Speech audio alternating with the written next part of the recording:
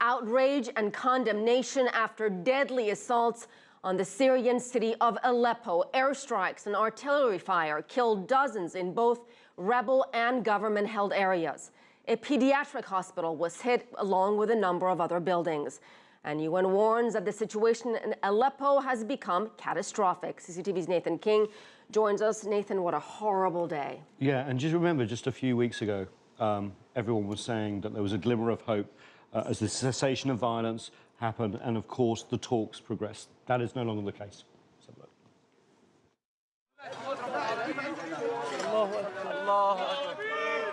Frantic scenes as a girl is pulled from the rubble of an apartment building in what was once Syria's most populous city.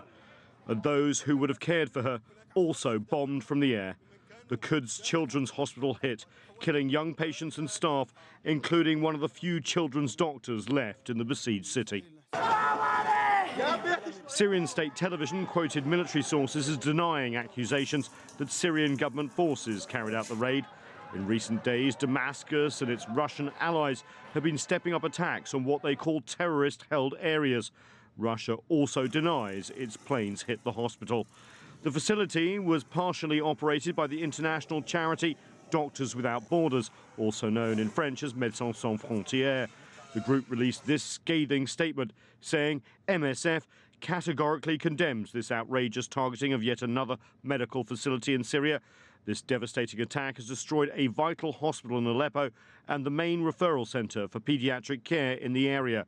Where is the outrage among those with the power and obligation to stop this carnage? Government-held areas of the city have also been hit by rebel shelling, resulting in many additional casualties. In all, more than 100 people, mostly civilians, have been killed in recent fighting, according to several sources. The renewed hostilities comes as we've seen the breakdown of a truce agreement, which was at least somewhat observed while peace talks over Syria continued in Geneva. Those talks are near collapse. The UN Special Envoy for Syria, Staffan de Mistura, is appealing to the US and Russia to intervene at the highest level to try and stop the fighting and help chart a course for a political settlement.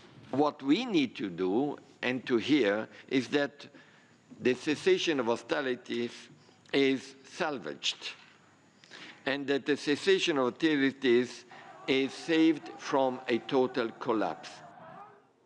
Yeah, well, the UN says that they hope to get some sort of peace talks back on track by May, but that is by no means guaranteed. And as the situation deteriorates, obviously, on the ground, we are preparing ourselves for yet another cycle of violence in Syria. You know, Nathan, I had an interview with an envoy from MSF, and he basically said this idea of cessation of hostilities, when you ask the people of Aleppo, they think it's a complete joke. So my question to you is, where do we go from here? Can diplomacy at this point make a difference, or does it require something else? Big question. A lot of people cynically think that the cessation of hostilities has actually allowed everyone to rearm, essentially, and there is that cynicism on the ground. But remember back in September last year when the Russians intervened, everyone thought the Syrian government were going to fall. They didn't, so there was a stalemate, and that actually allowed the peace talks to happen. If people are convinced there's no victory to be had on the battlefield, then they will start talking, and that was the hope.